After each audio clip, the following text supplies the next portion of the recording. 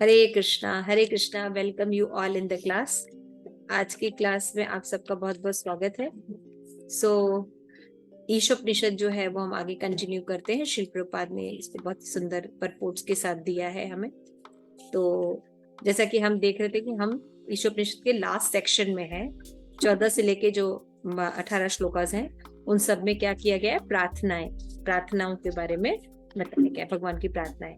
तो 14वें श्लोक में हमने देखा था कि भगवान ये लास्ट मंत्र में हमें 14वें श्लोक में ईशोपनिषद देती है कि हमें दोनों लोगों का नॉलेज होना चाहिए, संभूति और विनाशम, है ना। यानी जो अमृत वाला पथ है और जो विनाश वाला पथ है, यानी भौतिक जगत और आध्यात्मिक को दोनों साथ साथ जानना चाहिए। जब हम दोनों साथ साथ जानेंगे तभी क्या होगी, हमारा जो जीवन है वो जन्म मृत्यु के चक्र से हम बाहर निकल पाएंगे और शाश्वत जीवन भोग पाएंगे, राइट।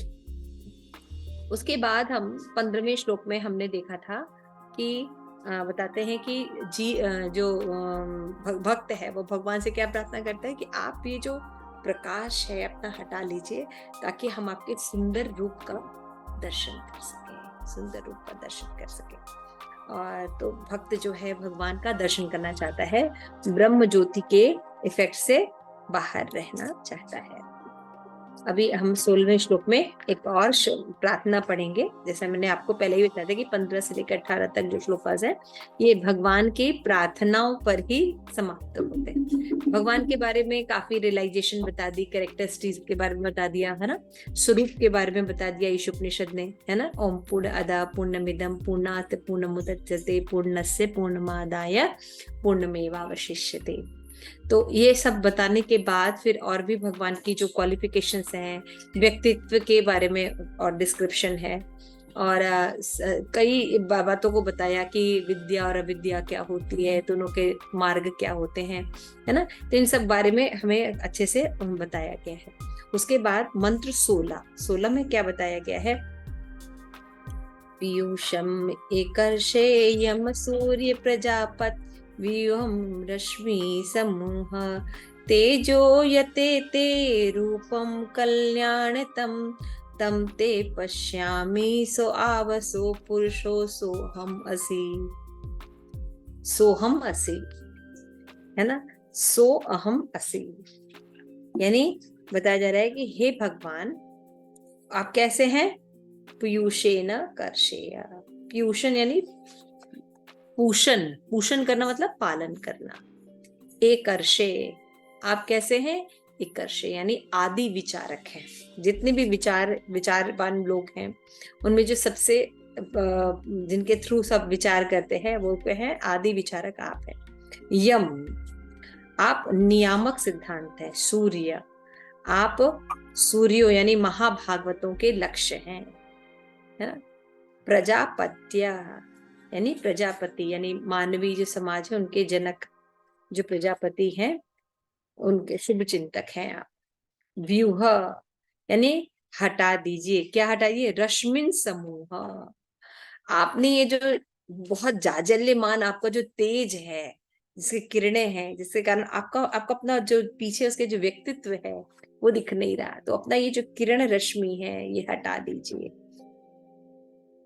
ताकि क्या होता है, यत रूपम कल्याणतम, जिसे आपका स्वरूप जो सब सर्वाधिक कल्याणकारी है, पश्यामि मैं देख सकूं, है ना।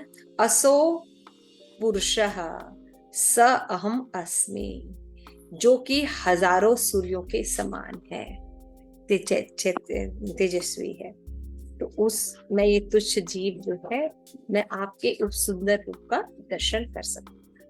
तो भगवान से प्रार्थना करनी चाहिए भगवान का दर्शन प्राप्त करने के लिए। तो यहाँ पे बोल रहे हैं कि हे भगवान आप आदि विचारक हैं, आप ही ब्रह्मांड के पालक हैं, आप ही उनके नियामक हैं, है ना।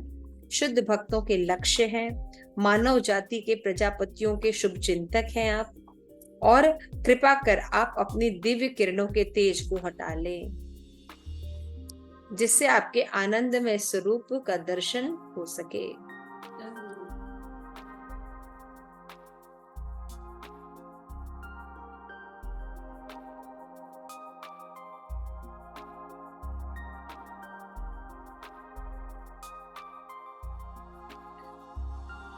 तो प्रजापति के शुभ से कृपा करके आप अपने दिव्य किरणों के तेज को हटा लें, जिससे मैं आपके आनंद स्वरूप रूप का दर्शन कर सकूं, है ना, विशेषण के साथ। भगवान का रूप नहीं, कैसा रूप है? आनंद स्वरूप। जिस प्रकार सूर्य और सूर्य की किरणें होती हैं, उसी प्रकार आप परमेश्वर हैं और हम तुच्छ जीव हैं। भगवान क्या है? सूर्य के समान, और सूर्य से ही सूर्य की किरणें निकलती हैं, राइट? तो किरणें क्या है? जीव है। तो जीव भगवान से क्यों प्रार्थना कर रहा है कि आपके दर्शन वो प्राप्त करे? क्योंकि वो भगवान का है, वो भगवान का अंश है। इसलिए जीव जो है यहाँ पे तरह तरह से अलग अलग स्वरूपों से भगवान को देखना चाहता है ना? भगवान के अलग अलग लोगों के बारे में बात करते हैं। तो तात्पर्य शिल प्रभुपाद के द्वारा। शिल प्रभुपाद की जय। नमः ओम विष्णु पादाय कृष्ण प्रेष्ठाय भूतले श्रीमते भक्ति वेदांत स्वामी निति नामिने नमस्ते सारस्वते देवी गौरवाणी प्रचारिणे निर्विशेष शून्यवादी पाश्चात्य देशे तारिणे। प्रेम से कहो जय श्री कृष्ण चैतन्य प्रभु नित्यानंद श्री अद्वैत गदाधर शिवसादि गौर भक्त वृंद। हरे कृष्ण कृष्ण कृष्ण हरे हरे, हरे राम राम राम हरे हरे। शिल प्रभुपाद की जय। आप सभी गौर भक्त वृंद की जय। निताई गौर प्रेमानंदे। हरे हरे बोल। तो तात्पर्य में थोड़ा सा एक्सप्लेन किया है शिल प्रभुपाद ने। क्या एक्सप्लेन किया है? अभी बहुत सी चीजें प्रार्थनाओं में है ना? जब प्रार्थना कर रहे हैं जीव तो क्या है, बहुत सी चीजें बोल रहे, तब शिल प्रभुपाद उसको एक्सप्लेन कर रहे हैं कि सूर्य उसकी किरणें जो गुण की दृष्टि में समान है, इसी प्रकार से भगवान तथा जीव गुण में समान है ना? सूर्य एक है, लेकिन सूर्य की किरणें अणु असंख्य हैं। सूर्य की किरणें सूर्य के अंश हैं और सूर्य तथा उसकी किरणें मिलकर पूर्ण सूर्य की रचना करते हैं। सूर्य के ही भीतर सूर्य देव का निवास होता है। उसी तरह परम आध्यात्मिक लोक गोलोक वृंदावन के भीतर ब्रह्म ज्योति का तेज उद्भूत होता है। भगवान अपनी सनातन लीलाओं का आनंद लेते हैं, जिसकी पुष्टि ब्रह्म संहिता में भी कहा गया है। चिंतामणि प्रखर समद शुकल्प वृक्ष लक्ष आवेश सुरभि अभिपालयन्तम लक्ष्मी सहस्त्र सत सभ्रम सेव्यमानम गोविंदमादि पुरुषम तमहं भजामि। कि मैं उन आदि भगवान प्रथम जनक गोविंद की पूजा करता हूँ, जो चिंतामणि से पूरी तथा लाखों कल्प वृक्षों से घिरे धामों में सुरभि गाय चराते हैं। वे सदैव लाखों लक्ष्मियों द्वारा अत्यंत आदर तथा प्रेम से सेवित रहते हैं। यहाँ श्रील प्रभुपाद ये एक्सप्लेन कर रहे हैं, क्या तथ्य एक्सप्लेन कर रहे हैं कि भगवान सभी चीजों के आधार है ना? किसके आधार है? ब्रह्म ज्योति के आधार भी भगवान है ना? भगवत गीता में भगवान ने कहा है ब्रह्मणो ही प्रतिष्ठा अहम। तो जनरली जितने भी निर्विशेषवादी लोग होते हैं, जो कि ज्ञानी होते हैं, वो निर्विशेषवादी होते हैं और उन्हें भगवान के केवल ब्रह्म स्वरूप का ही साक्षात्कार है। तो ब्रह्म स्वरूप के साक्षात्कार में केवल इतना ही व्यक्ति जानता है कि भगवान क्या है? एक लाइट है, प्रकाश की पुंज है। तो यहाँ पे बताया गया है कि प्रकाश की पुंज जो है उसका आधार कौन है? प्रकाश अपने आप तो होगा नहीं, है ना? उनके पीछे कोई ना कोई तो सोर्स होना चाहिए। तो उसका आधार है भगवान। तो भगवान के शरीर की आभा ही ब्रह्म ज्योति है और उसका एक अंश सूर्य चंद्रमा के रूप में हम देखते हैं। समझा रहा है? तो जैसे कि हम देखते हैं कि ब्रह्म संहिता में कहा गया है कि परम आध्यात्मिक लोक वृंदावन से निकलने वाली ब्रह्म ज्योति की किरणें सूर्य लोक से निकलने वाली किरणों की तरह ही होती हैं। जब तक कोई ब्रह्म ज्योति की जगह को पार नहीं करता, तब से भगवान के धाम की कोई जानकारी प्राप्त नहीं होती है।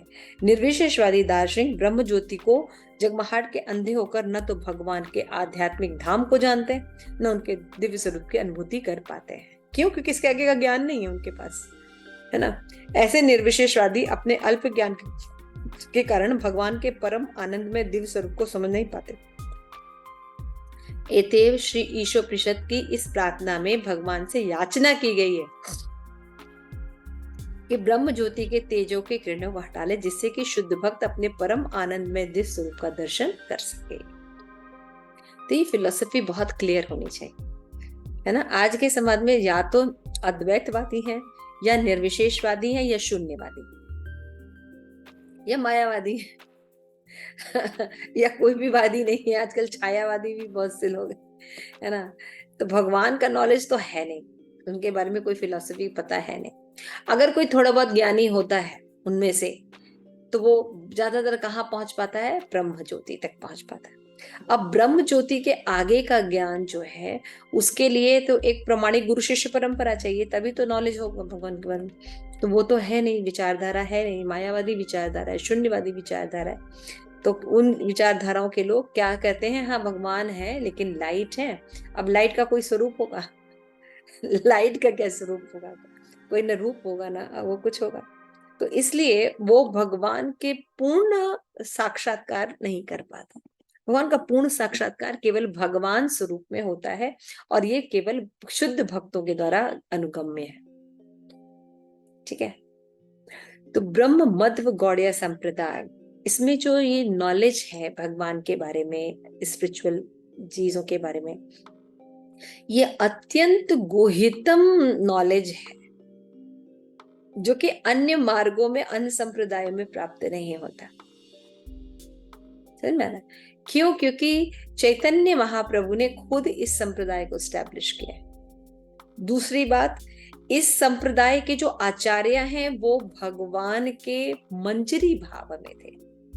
मंजरी मतलब बहुत छोटे, बहुत छोटी, है ना, 4 to 5 years के लगभग जो गोपियां थी, गोपियों के भी असिस्टेंट, है ना।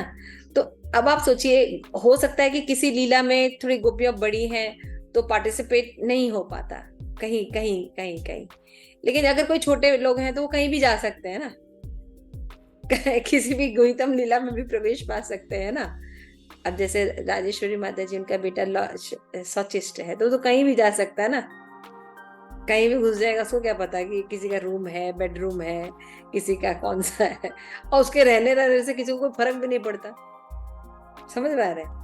तो उसी तरह से मंजरियां जो हैं, उनका बहुत शुद्ध भाव रहता है, बहुत ही इनोसेंट, और भगवान के प्रति जो निश्चल प्रेम है, जिसके कारण भगवान के बहुत से ऐसे कुहितम लीलाएं उनके बारे में प्रकाश प्राप्त है। इसके प्रत्यक्ष एग्जाम्पल है बलदेव विद्याभूषण।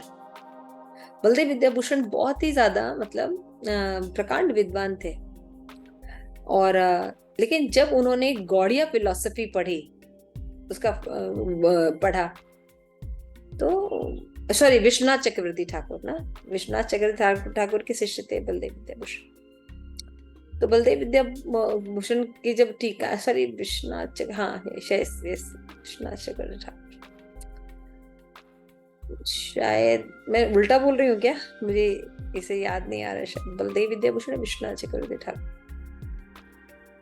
तो उनका ये मानना था कि दोनों बहुत बड़े स्कॉलर हैं, लेकिन जो बातें गौड़िया वैष्णव में बताई गई हैं भगवान के स्वरूप के बारे में, उनसे वो इतने अट्रैक्ट हुए कि वो किसी भी तरह से शिष्य बनना चाहते।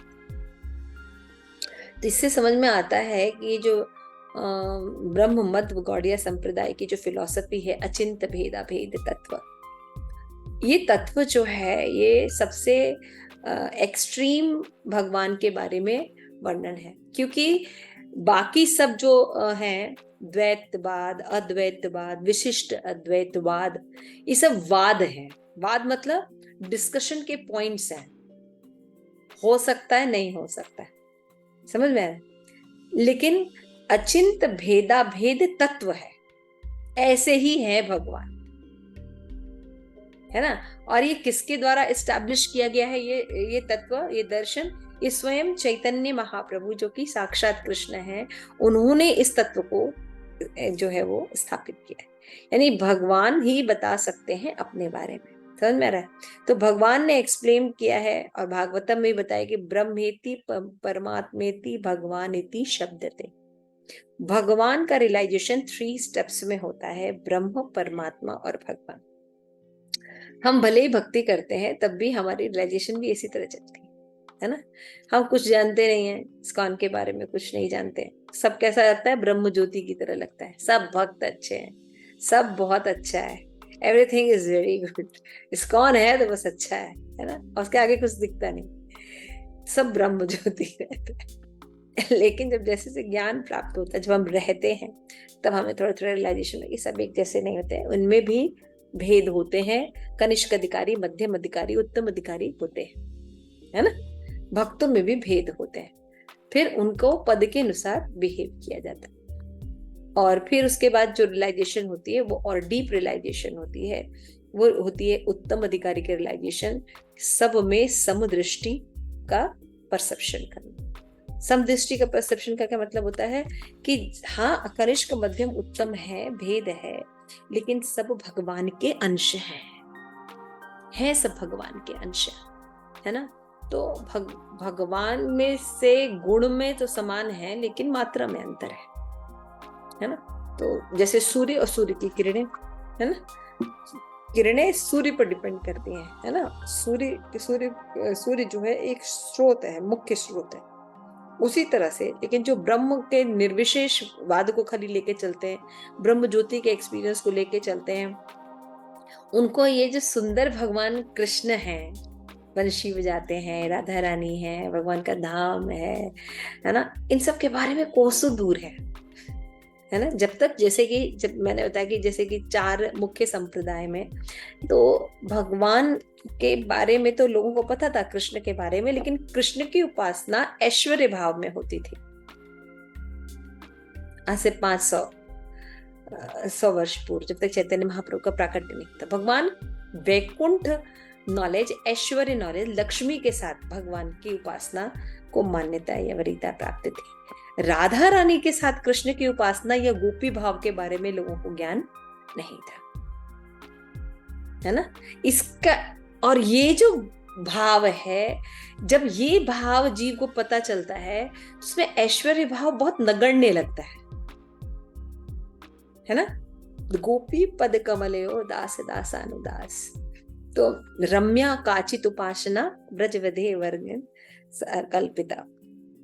तो चैतन्य महाप्रभु आराधना में सबसे आराधना जो है वो ब्रजेंद्र नंदन की होनी चाहिए, और उनमें जो सर्वश्रेष्ठ है वो कौन से, रम्या काचित उपासना, ब्रज बधेन, ब्रज की जो वधु है वो सर्वश्रेष्ठ है। हाँ, तो ब्रज भाव जो है, गोपी भाव जो है, ये जो है, ये चैतन्य महाप्रभु ने एस्टैब्लिश किया, श्रीमती राधा रानी का भाव जो एस्टैब्लिश किया, वो और गुहितम तत्व है, राधा भाव और गुहितम तत्व है। तो इन सब बातों से जब कोई अज्ञान है, तो सर्वश्रेष्ठ रस का कैसे आस्वादन कर सकता है। वो क्या जाने, आशीलस्य वा पादरताम पिनष्टुमाम अदर्शनाम मर्महताम करोतु वा यथा तथा विदधातु लंपटो मत प्राण नास्तु स एक ना पर। ये भाव से तो परिचित भी नहीं है, ऐश्वर्य भाव में, है ना। तो यहाँ पे देखा जाता है कि ये लोगों का जो ज्ञान होता है अपूर्ण होता है, लेकिन ये अपूर्णता को ये पूर्ण मानते हैं, है ना। यही इनकी गलती है, भगवान को निर्विशेष मान लेना। अब जैसे कि इसमें भी ईशोपनिषद में भी जो श्लोका दिए गए हैं कि भगवान चल भी सकते हैं, नहीं भी चल सकते हैं, उनकी नाड़ियां नहीं है ना, तो क्या है मतलब, देखिए देखिए, हम तो कह ही रहे थे कि भगवान का रूप नहीं है, लेकिन यहाँ पे कहा जाता है कि भगवान का भौतिक रूप नहीं है, जैसा हमारा होता है, हमारा शरीर होता है, मांस मज्जियां होते हैं, स्नाविरम होता है ना, लेकिन भगवान का सब चीज दिव्य होता है, ये कहा जा रहा है। लेकिन ज्ञान के अभाव के कारण जो लोग हैं भगवान का पूर्ण परसेप्शन नहीं करते, लेकिन साक्षात भगवान अपने सामने भेंट करते हैं, भक्त सर्वाधिक कल्याणकारी स्वरूप का दर्शन करता है। तो शुद्ध भक्त में क्या करते हैं, शुद्ध भक्ति में क्या क्या चीज होती है, सॉरी, पहला 6 लक्षण है, शुभदा, है ना, क्लेश का नाश करना, सबसे पहले क्लेशों का नाश हो जाता है शुद्ध भक्ति में। दूसरा लक्षण है शुभदा, है ना। तीसरा है मोक्ष लघुता, मोक्ष भी लघु लगने लगती है ना। और क्या है, श्री कृष्ण आकर्षणी, जो शुद्ध भक्ति है वो क्या करती है, कृष्ण को भी आकर्षित करती है ना। तो क्लेश अग्नि, शुभदा, मोक्ष लघुता, और श्री कृष्ण आकर्षणी, एक छूटा ना, आई थिंक कितना हुआ, 6 लक्षण हो गए, 4 हुए, क्या क्या है, 2 और है। भक्ति रसामृत सिंधु में पढ़ा है आप लोगों ने, सुदुर्लभा और सांद्रानंद, दुर्गा साधारण विशेषात्मा। तो क्रम क्या बनेगा, क्लेश अग्नि, शुभदा, मोक्ष लघुता, और क्या था, श्री कृष्ण आकर्षण, नहीं सांद्रानंद विशेषात्मा, नहीं, इसके पहले एक और था, सुदुर्लभा, सुदुर्लभा असाधारण विशेषात्मा, है ना। और कृष्ण, श्री कृष्ण आकर्षण, ये 6 जो लक्षण है, ये शुद्ध भक्ति के लक्षण है, भक्ति रसामृत सिंधु में बताए गए। तो ये 6 के बारे में कब पता चलता है, जब हम भक्ति करते हैं। निर्विशेष ब्रह्म में रियलाइजेशन नहीं होगा, परमात्मा में भी शायद थोड़ा बहुत रियलाइजेशन हो, लेकिन जो ये 6 का जो है वर्णन कैसे है कि इनका रियलाइजेशन कब होता है, जब कोई भगवत प्रीति करता है, टॉप मोस्ट अवस्था में होता है, तब वो कर सकता है। क्लियर हो रहा है, मतलब समझ में आ रहा है। तो उसमें क्या होता है, हम भगवान के साथ आदान प्रदान करते हैं, रेसिप्लिकेशन होता है, हमारा रिलेशन होता है भगवान के साथ, उसमें जो गाढ़ प्रेम होता है वो और कहीं नहीं होता। और सबसे सुंदर तो भगवान का वो सुंदर स्वरूप दिखाई देता है ना, स्वरूप से हमारा आकर्षण होता है किसी भी चीज से, तो भगवान का सुंदर रूप जो है वो रहता है। और फिर क्या होता है, यहाँ पे बता रहे हैं कि चूंकि अनादि विचारक ब्रह्मांड के पालक एवं शुभ चिंतक के रूप में संबोधित किया है, अतएव परम निराकार नहीं हो सकता। अगर मान लेते हैं कि चलिए आपके श्लोक के अनुसार जो कह रहे हैं कि भगवान एक आदि विचारक हैं, आप ही ब्रह्मांड के पालक हैं, नियामक हैं, शुद्ध भक्तों के लक्ष्य हैं, है ना, तो ऐसा व्यक्ति पर्सनालिटी विहीन कैसे हो सकता है। अगर आपको पालन करना है तो आपकी पर्सनालिटी होनी चाहिए ना, तभी तो आप पालन करेंगे। विदाउट पर्सनालिटी जो निर्विशेष स्वरूप है वो पालन कैसे करेगा, वो सभी को पोषण कैसे देगा, सबका लक्ष्य कैसे हो सकता है, लक्ष्य दिखाई देना चाहिए ना। तो अपने आप में ये शब्द पूरित करते हैं कि भगवान का स्वरूप होता है, भगवान निराकार नहीं। तो ये कितनी सुंदर व्याख्या श्रील प्रभुपाद ने की। किसी अन्य श्लोकों से एग्जाम्पल देने की बजाय इसी श्लोक के शब्दों में ही खंडन कर दे रहे हैं निर्विशेषवाद का श्रील प्रभुपाद। तो ये श्रील प्रभुपाद आचार्यों को लेके चल रहे हैं, इसलिए इतना उनका जो नॉलेज है उसका डेप्थनेस बहुत ज्यादा है ना। आचार्य को लेके चल रहे हैं, प्रामाणिक आचार्यों को लेके चल रहे प्रभुपाद। तो सबसे पहले यही चीज है, पोषण मतलब क्या होता है कि जो भगवान सबके पालन करता है। तो पालन करता अगर कोई व्यक्ति है तो वो कैसे हो सकता है निराकार, है ना। कोई अगर पालन कर रहा है, मान लीजिए हम कहे कि जैसे हम लोग के भी बच्चे हैं, तो हम लोग कहे कि आपका पालन हम लोग कर रहे हैं, तो हम लोग का कोई व्यक्तित्व तभी तो पालन करेंगे। तो भगवान अगर सबका पालन करे तो क्या उनका रूप नहीं होगा, ठीक है ना। लेकिन भगवान पालन सबका करते हैं, लेकिन भक्तों का श्रील प्रभुपाद करे विशेष पालन करते हैं भगवान, क्योंकि भक्त एक मात्र उन्हीं पर डिपेंड रहते हैं। निर्विशेष ब्रह्म को पार करने के बाद भगवान के परमात्मा स्वरूप का दर्शन होता है, फिर उसके बाद भगवान के सनातन रूप कृष्ण का दर्शन होता है। 3 स्टेज आ गए, ब्रह्म, परमात्मा, भगवान। जब बताया गया कि जीव गोस्वामी जो है उन्होंने भी भगवत संदर्भ लिखा है, और उसमें बताया है कि पूर्ण पुरुषोत्तम भगवान में परम सत्य की पूर्ण अवधारणा की अनुभूति होती है, क्योंकि वह सर्वशक्तिमान है और समस्त दिव्य शक्तियों से युक्त है। चूंकि ब्रह्म ज्योति में परम सत्य की पूर्ण शक्ति की अनुभूति नहीं हो सकती, अतएव ब्रह्म साक्षात्कार पूर्ण पुरुषोत्तम भगवान का केवल आंशिक साक्षात्कार है। ठीक है ना, क्लियर हो गया कि ब्रह्म साक्षात्कार जो है वो क्या है, आंशिक है, भगवान का ही रियलाइजेशन है, लेकिन पूर्ण नहीं है। तो हे विद्वान ऋषि, भगवान शब्द में क्या क्या है, भगवान, है ना, ये आता है। तब भ का मतलब, ये बहुत इंपॉर्टेंट पैराग्राफ है, भ का मतलब क्या होता है, जो पूरी तरह भरण करता है ना, यानी अभिभावक।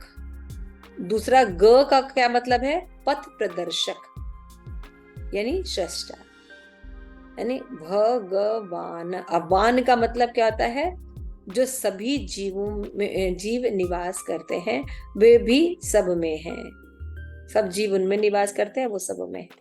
कहने का तात्पर्य है कि भगवान अनंत ज्ञान, सामर्थ्य, शक्ति, ऐश्वर्य, बल तथा प्रभाव को बताता है, जिससे लेश मात्र भी भौतिक दोष नहीं होता। षट ऐश्वर्य पूर्ण भगवान होते हैं, है ना, और उनमें कोई भी भौतिक दोष नहीं होता। क्लियर हो गया। तो भगवान, तो भग और वान, 3 शब्द में इनको विभाजित किया जाए। भगवान अपने अनंत भक्तों को पूरी तरह से पालन करते हैं और भक्ति की पराकाष्ठा के मार्ग पर क्रमशः अग्रसर के लिए मार्गदर्शन करते हैं। और भक्ति में इस सेवा की अपेक्षा से भगवान को समझा जा सकता है। भगवान अहेतु की कृपा से भगवान का साक्षात्कार दर्शन करने, इस तरह भगवान अपने भक्तों के सर्वोच्च आध्यात्मिक लोक गोलोक वृंदावन में सहायता करते हैं। ठीक है ना, भगवान की भक्ति करते हैं तो भक्तों को सब नॉलेज होता है, गोलोक वृंदावन के बारे में नॉलेज होता है। सृष्टा होने से वे अपने भक्तों को समस्त योग्यताएं प्रदान करते हैं, जिससे कि वो उनके पास आ सके। भगवद गीता में भी बताया ना, ददामी बुद्धि योगम तम, ददामी बुद्धि योगम तम कंप्यूटर साइंटिस्ट बनंती नो, ददामी बुद्धि योगम था साइंटिस्ट डॉक्टर नहीं बनना। ददामी बुद्धि योगम तो ये मामलू पयंती थे, भगवान बुद्धि प्रदान करते हैं। तभी भक्त जो है विकट परिस्थितियों में भी क्या करते हैं, उनको स्मरण होता है भगवान का, है ना। जैसे बलि महाराज, है ना, बलि महाराज के सामने कितनी विपद स्थिति थी जब वामन देव के रूप में भगवान आए थे, है ना। गुरु ने सावधान कर दिया था कि ये कोई साधारण व्यक्ति नहीं है, ये तो भगवान ही है और ये तुम्हें छल करने के लिए आए, है ना। तो तुम जो है कोई भी वो मत संकल्प मत देना, कोई भी वचन मत देना, ये 3 पग भूमि नहीं लेने आया था, सब कुछ ले लेंगे, है ना। तो सोचिए, गुरु और गुरु गोविंद दो खड़े, काके लागो पांव, है ना। तो क्या करते हैं, गुरु को प्रणाम करते हैं, क्योंकि गुरु ने भगवान का रास्ता दिखाया है। तो गुरु कितना इंपॉर्टेंट होता है। गुरु कह रहा है कि नहीं, तुम कोई भी दान देने का संकल्प मत करो, ये तो तुम्हारा पूरा सब कुछ ले लेंगे। तो बलि महाराज कह रहे हैं कि अगर ये विष्णु हैं और ये लेने आए हैं तो ये लेकर रहेंगे। ये अगर इन्होंने ठान लिया कि मतलब याचक बन के आए हैं और लेना है मुझसे, तो ये मुझसे लेकर ही रहेंगे। और एक बार जब मैंने वचन दे दिया तो अपने पीछे नहीं आऊंगा। गुरु को छोड़ दिया, सोच के देखिए, समाज को छोड़ दिया, लोगों को छोड़ दिया, है ना। गुरु ने यहाँ तक कहा कि अगर तुम वचनों का पालन करोगे तो नरक जाओगे, क्योंकि तुमने मेरी अवज्ञा कर रहे हो। मैंने कहा कि मुझे नरक में भी जाना पड़े तब भी मैं जाऊंगा और मैं दान दूंगा। तो विपरीत परिस्थितियां थी, है ना, सिद्धांत के विरुद्ध कार्य करना था, है ना। तो कौन बुद्धि देता है, भगवान ही तो बुद्धि देते हैं। तो विपरीत परिस्थितियों में भी बलि महाराज को आत्मनिवेदन, सब कुछ सौंप दिया भगवान को, है ना। अर्जुन का कितना घोर अज्ञानता, इल्यूजन, मोह, है ना, उसमें किसने ज्ञान दिया, भगवान ने ज्ञान दिया। हाँ, कि इसी तरह बहुत सी जीवों की कथाएं हैं जिसमें भगवान ने अंत काले च मामेव स्मरण मुक्ता करे वरम, है ना। भक्त के जीवन में बहुत सी कठिनाइयां आती हैं। परीक्षित महाराज, है ना, जीवन भर सोचिए कितने हाई फैमिली से बिलोंग करने वाले, भगवान के शुद्ध भक्त, है ना, और डेथ होने वाली, कैसे, तक्षक के काटने से श्राप दे दिया, है ना। तो उन्होंने क्या किया, जब उन्होंने देखा तो क्या करते हैं, श्राप को क्या मानते हैं, वरदान। श्राप को वरदान की तरह स्वीकार करते हैं, तत्ते अनुकंपा मानते हैं, और क्या करते हैं, विनम्रता पूर्वक रहते हैं और भगवत प्राप्ति का उसको माध्यम मानते हैं। अपॉर्चुनिटी जो मेन जो उनके जीवन में दुख की स्थिति है उसको क्या बताते हैं, अपॉर्चुनिटी बना लेते हैं, है ना। तो ये बुद्धि देता कौन है,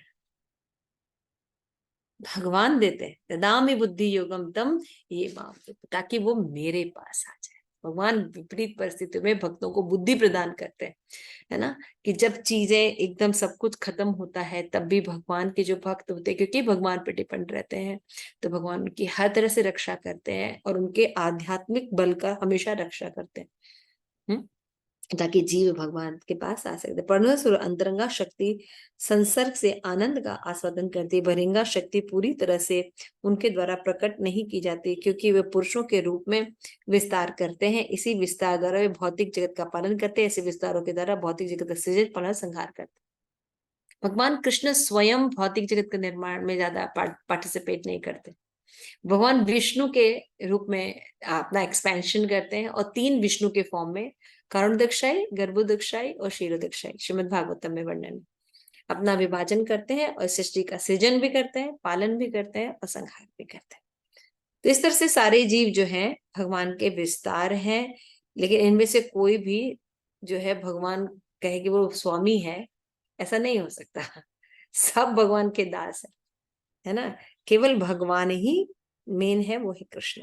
ऐसे वे इस भौतिक सृष्टि में प्रवेश करने की अनुमति इस छूट के साथ देते हैं कि प्रकृति के ऊपर प्रभुत्व जमाने वाली अपनी प्रवृत्ति का पूरा उपयोग कर ले। भगवान के अंश रूप जीवों की उत्पत्ति में संपूर्ण व्यवहार जगत क्रिया प्रतिक्रिया से आलोल किया जाता है। इस तरह जीव को भौतिक प्रभुत्व जताने की पूरी सुविधा प्रदान की जाती है, लेकिन परम नियंत्रण तो उनके स्वांश परमात्मा में जो पुरुष रूप में एक है, स्वयं भगवान ही है। इस पैराग्राफ का क्या मतलब है, जीव जब भगवान से द्वेष करता है तो क्या होता है, भगवान उसकी इच्छा पूर्ति के लिए भौतिक जगत का निर्माण करता है। क्यों? क्योंकि वो भगवान का चाहता है, भगवान से द्वेष करता है। तो जब भगवान से द्वेष करता है तो क्या करते हैं, भगवान इस भौतिक जगत की सृष्टि करते हैं अनिच्छा पूर्वक। भगवान दिल नहीं होता है, भगवान बस सैंक्शन करता है। क्यों? ताकि जीव जो है अपने स्वामित्व का प्रदर्शन कर सके, है ना। तो भगवान को सुविधा प्रदान करते हैं, लेकिन वो खुद कुछ नहीं कर सकता। परमात्मा के रूप में भगवान विष्णु फॉर्म में आते हैं और 3 भागों में अपने आप को डिवाइड करते हैं और इस जगत के सृष्टि पालन संहार का क्रिएशन करते हैं। इस प्रकार जीव तथा नियामक भगवान के जमीन आसमान में एक जीव जो है एज आत्मा, एज आत्मा के रूप में हम सब जो जीव हैं, हम कुछ भी नहीं कर सकते। हम अपनी इच्छा पूर्ति की दुआ छोड़ देंगे, हम अपने कोई भी एक्शन रिएक्शन नहीं कर सकते, पलक झपका नहीं सकते, सांस नहीं ले सकते, हम कुछ नहीं कर सकते। हमें हमेशा भगवान की जरूरत पड़ेगी, तभी हम कार्य कर सकते हैं।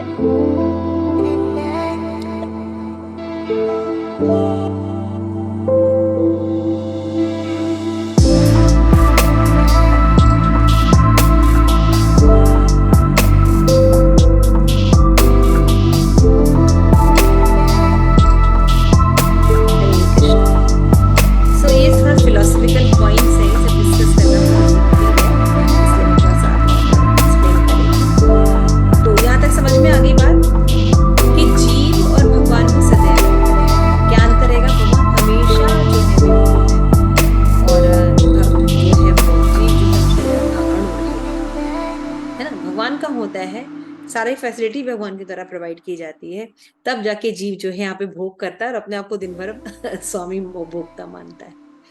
तो भगवान जो है जब सर्वव्यापी रूप में रहते हैं तो ब्रह्म रूप में रहते हैं, है ना। ब्रह्म रूप में हम क्या समझ सकते हैं कि हाँ सब जगह भगवान है ना। और सोने जगने क्रियाएं में विद्यमान है। बद्ध एवं मुक्त जीव के रूप में जीव शक्ति उत्पन्न करते हैं। भगवान परमात्मा तथा ब्रह्म दोनों के ही मूल स्रोत है। ये बहुत इंपॉर्टेंट है। 3 स्टेप्स में होती है, ब्रह्म, परमात्मा और भगवान, और ब्रह्म और परमात्मा के स्रोत कृष्ण ही है। परमात्मा के रूप में भौतिक जगत का सृजन करते हैं। क्लियर हो गया? 3 विष्णु फॉर्म में, है ना। स्रोत है। तुरंत जो ये जान लेता है वह भगवान की भक्ति में सेवा में तुरंत लग जाता है। मान लीजिए आपको नॉलेज दिया जाए कि भगवान के बारे में नॉलेज दिया जा रहा है कि भगवान की जो रियलाइजेशन है ब्रह्म है, फिर परमात्मा है, फिर भगवान है। जो अल्टीमेट रियलाइजेशन है वो भगवान का रियलाइजेशन है और केवल उसको भक्ति के द्वारा जाना जा सकता है। क्या क्या न्यूनतम है कि ब्रह्म की अवस्था में केवल व्यक्ति ये जान पाता है कि भगवान एक लाइट है, न ही इसके आगे कोई चीज कह सकता है, न कुछ करता है, न सरेंडर है, न कोई भाव है, न कुछ है। और इसकी गति क्या होती है? व्यक्ति अगर ब्रह्म निर्विशेष ब्रह्म में रहता है तो क्या होता है? उसका फॉल डाउन निश्चित वापस भौतिक जगत में हो जाता है, अगर वो आगे अपने आप को नहीं बढ़ाता है तो। समझ में आ रहा है? तो कनिष्क अधिकारी नहीं बने रहना है, हमें मध्यम अधिकारी तक एटलीस्ट उठना चाहिए ताकि चीजें को थोड़ी बहुत समझ में, ताकि हम उत्तम अधिकारी की ओर अग्रसर हो सके। समझ में आ रहा है? तो अपने भक्ति में भी हमें प्रोग्रेशन लाना चाहिए, है ना? तो जब व्यक्ति शुद्ध भगवान के भक्ति करता है तभी वो सही रूप में पूर्ण परसेप्शन कर पाता है। परमात्मा के रूप में भी जो रियलाइजेशन है ये भगवान का आंशिक रियलाइजेशन। क्लियर हो रहा है? तो जब हम आपको भगवान की भक्ति के बारे में बेस्ट बता देंगे तो आप क्या करने वाले हैं? ब्रह्म की उपासना करने वाले हैं, नहीं राजेश्वरी करने वाली है। अभी पार्लर से लग रहा है बाल बाल ठीक करा के आई है तो ब्रह्म की उपासना कर रही है। भगवान की उपासना करेंगे। ऑब्वियस सी बात है ना, जरा सा भी अगर हमारे पास बुद्धि रहेगी तो हम क्या करने वाले हैं? जो टॉप मोस्ट चीज है उसको लेंगे, है ना? अगर बुद्धिमान व्यक्ति है तो उससे क्या क्या अपेक्षा की जाती है कि वो जो टॉप मोस्ट चीज है वो उसको लेगा, यानी भगवान की भक्ति में लग जाएगा। उसको ब्रह्म और परमात्मा रियलाइजेशन में फिर कोई इंटरेस्ट नहीं रहेगा, चाहे उसके बारे में जानता हो या नहीं जानता हो, है ना? ऐसे ही हम लोग थे, हम लोग जब प्रभुपाद से जुड़े तो हम लोग भगवान के बारे में कुछ, मैं तो बिल्कुल कुछ नहीं जानती थी। आप लोगों के बारे में जानते थे कि भगवान 3 पार्ट में रियलाइजेशन है, ब्रह्म परमात्मा भगवान? ऐसा नहीं। शिल प्रभुपाद ने जब कृष्ण के बारे में शुरू किया, भगवान के बारे में सारे नॉलेज, हम लोग वो ही नॉलेज अच्छा लगता था। उसके बाद में जब ब्रह्म के बारे में मैंने पढ़ा और परमात्मा के बारे में पढ़ा तो सच में उसमें कोई टेस्ट नहीं रहता था कि सिद्धियां मिल जाए हमको। अष्ट सिद्धियों में से कोई सिद्धि मिल जाए हमें, तो कोई इंटरेस्ट नहीं था। क्यों? क्योंकि प्रभुपाद ने बहुत क्लियर कर लिया कि सिद्धियां भी भौतिक होती हैं। ब्रह्म ज्योति का रियलाइजेशन भी आपको भौतिक ही रखेगा। केवल भगवान का रियलाइजेशन होने पर आप ट्रांसडेंटल हो सकते हैं, अपने स्वरूप को प्राप्त कर सकते हैं। फिर वापस इस अनित्य जगत में आने की जरूरत नहीं है, न किसी दुख की जरूरत है। समझ में आ गया? तो हमें अपने आप में सुधार करना है और इन श्लोकों से, इन प्रार्थनाओं से ये सीखना है कि इसमें जीव जो प्रार्थना कर रहा है कि भगवान आप ही पालक है ना, आप ही सृष्टि करता है, आप ही नियामक है सबके, आप ही प्रजापतियों को भी देखते हैं। इसका मतलब एक व्यक्ति की बात की जा रही है, भगवान की बात की जा रही है। तो शिल प्रभुपाद ने इस परपोर्ट में बहुत ही सुंदर ढंग से ये एक्सप्लेन किया है कि भगवान का जो ब्रह्म स्वरूप है ये किस पर आधारित है? भगवान पर आधारित है। ब्रह्म स्वरूप एक पूर्ण रियलाइजेशन नहीं है, जैसा कि लोग निर्विशेष धारणा बना लेते हैं। तो भगवान का ऐसा शुद्ध भक्त, पूर्ण ज्ञानी भक्त तन मन से भगवान के प्रति आसक्त रहता है और ऐसा भक्त अपने अन्य भक्तों के साथ मिलता है तो उसके साथ भगवान की कोई दिव्य लीला या महिमा के बारे में बातें करता है। जो लोग शुद्ध भक्तों के समान उन्नत नहीं है, अर्थात जिन्होंने भगवान को केवल ब्रह्म परमात्मा पहलू का साक्षात्कार किया है, वे शुद्ध भक्तों के कार्यकलापों को नहीं समझ सकते। ये बहुत इंपॉर्टेंट चीज। अगर कोई ठान लेता नहीं तो हम निर्विशेष में या परमात्मा रियलाइजेशन तक ही सीमित रखते हैं अपने आप को, तो उनका फॉल डाउन होगा ही होगा, क्योंकि दोनों भौतिक है ना? दोनों का एंड भौतिक जगत में आता है, सिद्धियां भी भौतिक ही। तो ये शुद्ध भक्तों के कार्यकल्प को कभी नहीं समझ सकते। भगवान अपने शुद्ध भक्तों के हृदय के भीतर आवश्यकता ज्ञान के रूप में सहायता करते हैं, है ना? मैंने बताया ना, विशेष रूप से अंधकार को हटा देते हैं। ये भगवद गीता का श्लोक है, तेषाम अनुकंपार्थ अहम अज्ञान जन तमा। पढ़ा है ना? नाश्यामी च, पूरा याद है आप किसी को ये श्लोक? अरे ये सब बहुत इंपॉर्टेंट श्लोक है। ये चतुर्श्लोकी गीता में आता है ये श्लोक। अहम सर्वस्व प्रभो मत चित्ता मतगत प्राणा, है ना? बोधयंत परस्परम। हाँ, ये सब जो श्लोक 4 श्लोक हैं ये बहुत इंपॉर्टेंट श्लोक है। तेषाम अनुकंपार्थ अहम अज्ञान जंतमा। जब मैं अनुकंपा करता हूं तो क्या होते हैं, उनके जो अज्ञान रूपी जो बादल है वो छट जाते हैं और ज्ञान का द्वीप जो है वो प्रकाशित हो जाता है उनके। ये कैसे होता है? भगवान की कृपा से होता है। आज जो हम इतने बड़े बड़े शिल प्रपात के बुक के थ्रू सिद्धांत को पढ़ रहे हैं, बोल रहे हैं, हमको लगता है हमें समझ में आ रहा है, तो हम पालन भी कर रहे हैं खैर उसका अपनी लाइफ में। लेकिन तो कैसे समझ में आ रहा है? ये गुरु की कृपा से आ रहा है, पीछे भगवान कृपा कर रहे हैं, तब हमको ये चीजें समझ में आ रही है। हमें अपने बुद्धि बल से थोड़ी ये समझ में आ गया है, समझ में आ रहा है। तो भगवान ऐसा करते तब होता है। इसीलिए पहले के लोग अगर कोई भी चीज प्राप्त करना होता था तो भगवान से प्रार्थना करते थे, तपस्या करते थे, है ना। एक बार गुरु महाराज जो है, हम लोग गुरुराज के साथ ट्रिप पर थे, तो वहां पे जो था वो पहाड़ों से कौन सी नदी थी, पद्मा नदी थी, पद्मा नदी थी शायद, या कोई अलकनंदा थी शायद, ऐसा कुछ था। तो वो दोनों में से एक में कोई नदी थी, वो बाहर बाहर बह रही थी, प्रज्वलित हो रही थी, और महाराज ने जस्ट कथा सुनाई थी कि कैसे मतलब यहाँ के ऋषियों ने तपस्या की थी, फिर ये नदी आई और कैसे कैसे हुआ। तो जब क्लासेस खत्म हो गई तो मैं थोड़ी देर तक वहीं पे बैठी रही और मैं एक चीज सोच रही थी कि ये जो मेरे सामने जो नदी बह रही है, जिसको हम आराम से देख रहे हैं, हम छू सकते हैं, पी सकते हैं, और भी कई अपने जीवन के उपयोगी कार्यों में इनका यूज करते हैं, है ना। ये केवल हाइड्रोजन और ऑक्सीजन का मिलन नहीं है, केवल इतना ही सत्य नहीं है, आप समझ रहे हैं। इसका निर्माण कोई साइंटिस्ट, डॉक्टर, इंजीनियर नहीं किया है, आप समझ रहे हैं। इसका निर्माण कोई नहीं किया है, और इसको इस जगत में प्रकट करने के लिए भी तपस्या करनी पड़ी है भगवान की, हजारों वर्ष। और जब भगवान प्रसन्न हुए हैं तब इस नदी के फॉर्म में हम देख पा रहे हैं उनको, और अपने जीवन के आधार हैं, है ना। अगर जल ना हो तो जीवन की कोई कल्पना नहीं कर सकता, समझ में आ रहा है। तो ये मिला कैसे? भगवान की तपस्या करके। और हम लोग को जो नॉलेज दी जाती है उसमें क्या बताया जाता है कि साइंटिस्ट के थ्रू हमें सारी चीजें प्राप्त हो। आप देख रहे हैं कितना अंतर है। अगर हमको कुछ करना है तो क्या करना है? हमें पढ़ाई करनी है ना। पढ़ाई करने के बाद हमें नौकरी करनी है, उसके बाद हम पैसे आएंगे, उस पैसे से हम सब कुछ खरीद सकते हैं। हमें ये सिखाया जा रहा है। पैसे से आप नदी नहीं बना सकते, पैसे से आप सूर्य की रोशनी नहीं बना सकते, पैसे से आप ऑक्सीजन नहीं बना सकते। यानी अगर मुझे अपने जीवन में शांति चाहिए, यदि मुझे अपने जीवन में कुछ समृद्धि चाहिए जिसकी मुझे तलाश है, तो ये डॉक्टर, इंजीनियर, ये जिनको मैंने हीरो बना के रखे अपने लाइफ के, ये हेल्प नहीं करने वाले।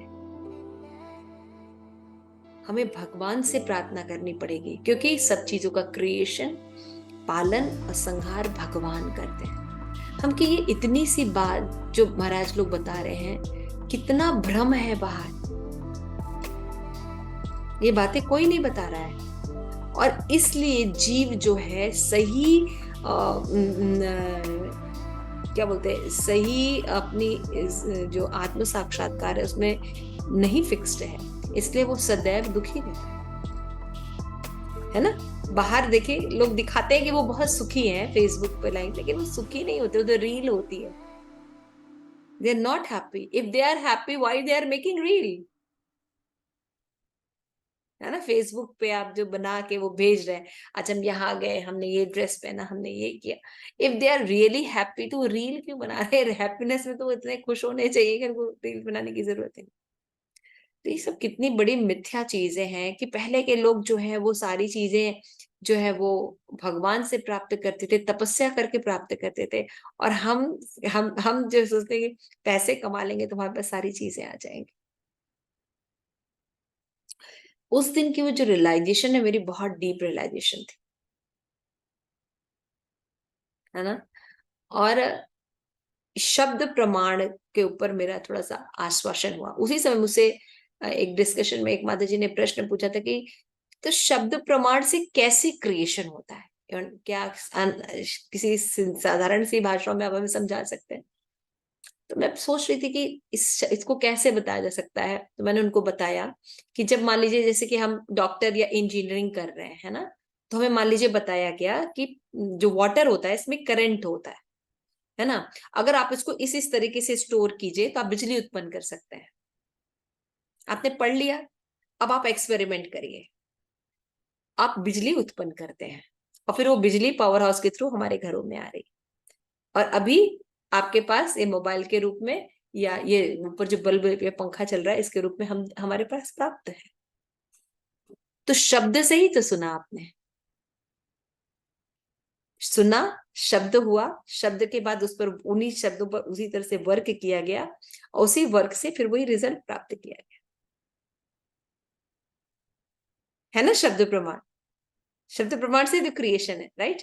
आपने मान लीजिए सुना हो कि पपीते का खीर कैसे बनता है ना, तो शब्द से सुना, जिनको आता है उनसे शब्द से सुना, ये ऐसे ऐसे ऐसे ऐसे बनाना है, फिर आपने वैसे वैसे प्रोसेस किया और आपने बना दिया, है ना। शब्द से ही हमने सुना कि दूध को फाड़ के पनीर बनता है, इसी दूध में पनीर होता है, इसी दूध में मक्खन होता है, इसी दूध से घी बनेगा।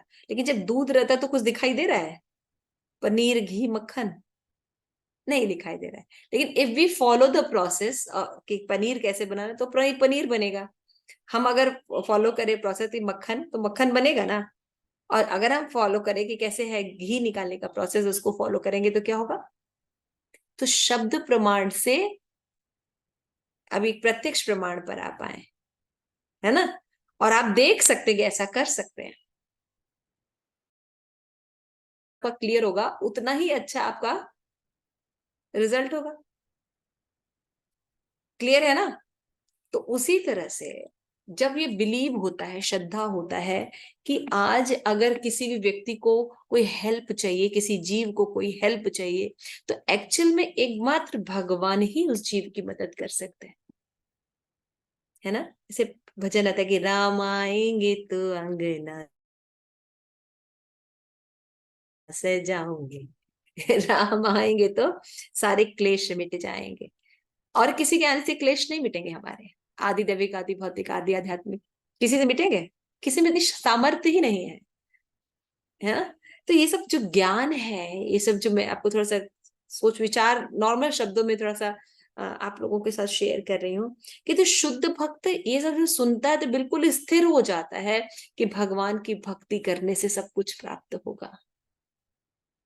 इसलिए वो भक्ति को सबसे ज्यादा इंपॉर्टेंट देता है। और चैतन्य महाप्रभु ने कहा है कि अगर इस कलयुग में आपको भक्ति करनी तो क्या करना होगा, हरे कृष्णा कृष्ण कृष्णा हरे हरे, हरे राम राम राम हरे हरे। ये चैंटिंग इज वेरी इंपॉर्टेंट। तो वो कुछ भी करके सबसे इंपॉर्टेंट किसको देता है कि मेरा हरि नाम 10 अपराध रहित हो, प्रेम पूर्वक हो, मैं कैसी परिस्थितियों में रहूं कि मेरी चैंटिंग इंप्रूव हो, और धीरे धीरे चैंटिंग ऐसी हो कि मेरे हृदय में भगवान के भी दर्शन होने लगे, ऐसी चैंटिंग। तो भक्त जो है वो इस तरह के प्रयास करता है, भगवान से प्रार्थना करता है, तो भगवान उसको ऐसा ऐसा ज्ञान देते हैं, ऐसे ऐसे रास्ते देते हैं, विषम परिस्थितियों में भी ज्ञान देते हैं कि वो भगवान की तरफ चलता जाए। और कठोपनिषद में भी कहा गया है भगवान केवल उन्हीं के द्वारा जाना चाहते हैं जिन पर उनकी कृपा होती है, अन्य किसी के द्वारा नहीं। ये बहुत इंपॉर्टेंट लाइन है कि भगवान को कौन जान सकता है, जब वही जान सकता है जिससे भगवान की कृपा हो। ऐसे विशेष कृपा केवल शुद्ध भक्तों को ही प्रदान की जाती है। ईशोपनिषद भगवान की कृपा की ओर संकेत करती है कि जो ब्रह्म ज्योति के क्षेत्र के परे है। इसीलिए क्या कह रहे हैं इस प्रार्थना में कि आप उन रश्मियों को हटा लीजिए, प्रकाश रश्मियों को हटा लीजिए, ताकि आपके सुंदर मुख का दर्शन कर सके। क्यों? क्योंकि भगवान आप ही पालन करता है, आप ही नियामक है, आप ही सब कुछ। Now it's clear. Shri Prabhupada की जय। तो ईशोपनिषद जो है ग्रंथ है, इसमें श्लोक में श्री प्रभुपाद का वैशिष्ट है ये सब, कि किस तरह से भक्ति को हर जगह श्रील प्रभुपाद प्रतिपादित करते हैं सिद्धांत के साथ, साइंटिफिक ढंग से, है ना। इस श्लोक में ही प्रभुपाद ने इन श्लोकों से ही पीयूषण शब्द से ही बता दिया कि अगर कोई व्यक्ति पूषण करता है, पालन करता है, तो वो निराकार कैसे हो सकता है ना? निराकार पालन नहीं कर सकता, तो इसलिए भगवान का रूप होता है और वो भौतिक नहीं। तो बहुत सुंदर है। मुझे ये श्लोक जब मैं पढ़ी थी तो आई एम वेरी क्लियर, बहुत सुंदर आंसर्स है इसमें।